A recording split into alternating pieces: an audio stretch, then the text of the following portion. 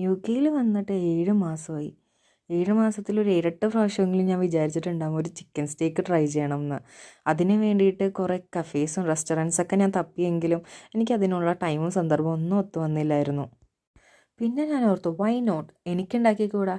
അങ്ങനെ ഞാൻ യൂട്യൂബിൽ കണ്ടുപിടിച്ച കുറേ റെസിപ്പീസും അവിടുന്ന് ഇവിടെ നിന്നൊക്കെ മിക്സ് ചെയ്തുണ്ടാക്കാൻ പോകുന്ന ഒരു ചിക്കൻ സ്റ്റേക്കിൻ്റെ വീഡിയോ കേട്ടോ നിങ്ങളിപ്പോൾ ഈ കണ്ടുകൊണ്ടിരിക്കുന്നത്. ഞാൻ ലാസ്റ്റായിട്ട് ചിക്കൻ സ്റ്റേക്ക് കഴിക്കുന്നത് ഫോർട്ട് പാരഗൺ ഹോട്ടലിൽ വെച്ചിട്ടാണ്. അവിടെ നിന്ന് നല്ല ബോയിൽഡ് വെജിറ്റബിൾസും സ്മാഷ്ഡ് പൊട്ടറ്റോയും പിന്നെ ആ ചിക്കൻ ബ്രസ്റ്റ് പീസാണ് നമുക്ക് സ്റ്റേക്ക് ചെയ്ത് തരുന്നത്. പിന്നെ അതിൻ്റെ കൂടെ ഒരു സ്പെഷ്യൽ സോസും ഉണ്ടാകും. അത് ഭയങ്കര അടിപൊളി സംഭവമാണ്. എൻ്റെ മൈൻഡിൽ എപ്പോഴും അതാണ് ചിക്കൻ സ്റ്റേക്ക് ആലോചിക്കുമ്പോൾ വരുന്ന ഒരു ഓർമ്മ. പിന്നെ ഇവിടെ വന്നതിന് ശേഷം കഴിക്കാൻ പറ്റാത്ത ഒരാഗ്രഹവും എല്ലാം കൂടെ കൊണ്ടാണ് ഞാൻ ഇന്ന് ഇവിടെ ഈ ഒരു സ്റ്റേക്ക് ഉണ്ടാക്കിക്കൊണ്ടിരിക്കുന്നത്. പിന്നെ ഞാൻ ഒറ്റയ്ക്കല്ല, എൻ്റെ ഈ ചിക്കൻ സ്റ്റേക്ക് ട്രൈ ചെയ്യാനായിട്ട് എനിക്ക് സ്പെഷ്യലായിട്ടുള്ള ഒരാളും കൂടെ ഉണ്ട്. സോ അതൊക്കെ അവിടെ നിൽക്കട്ടെ, നമുക്ക് സ്റ്റേക്ക് ഉണ്ടാക്കാം.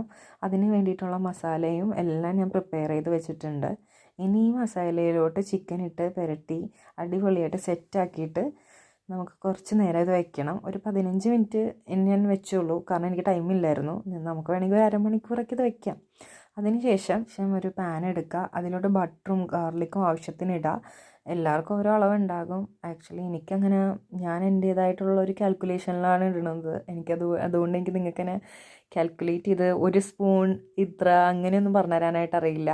എൻ്റെ ഒരു ഐഡിയ വെച്ചിട്ട് എനിക്ക് തോന്നുന്നത് ഇത് ശരിയാണെന്ന്, അതെപ്പോഴും ശരിയാവാറുണ്ട്. സോ അങ്ങനെ എൻ്റെ ചിക്കൻ സ്റ്റേക്ക് ഇവിടെ റെഡിയാവുന്നതിൻ്റെ ഇടയിൽ കൂടെ തന്നെ ഞാൻ സ്മാഷ്ഡ് പൊട്ടറ്റോ ഇവിടെ റെഡിയാക്കി. പിന്നെ ആ പ്ലേറ്റ് ഇരിക്കുന്ന സാധനം കണ്ടില്ലേ, അതാണ് ബീഫ് ഡ്രിപ്പിംഗ് യോർക്ക്ഷയർ പുഡിംഗ് എന്നാണ് അതിനെ പറയുന്നത്. അത് നമ്മുടെ മൈദപ്പൊടിയും മുട്ടയും പാലും ഒക്കെ വെച്ചുണ്ടാക്കുന്ന ഒരു അടിപൊളി ഒരു ബണ്ണ് പോലത്തെ ഒരു സംഭവമാണ്. അങ്ങനെ ഫൈനലി നമ്മുടെ ചിക്കൻ സ്റ്റേക്ക് റെഡി ആയിട്ടുണ്ട്. കൂടെ കഴിക്കാനായിട്ട് ഞാൻ വൈറ്റ് സോസും ആസ്പരാഗസും സ്മാഷ്ഡ് പൊട്ടറ്റോയും ഉണ്ടാക്കിയിട്ടുണ്ടായിരുന്നു.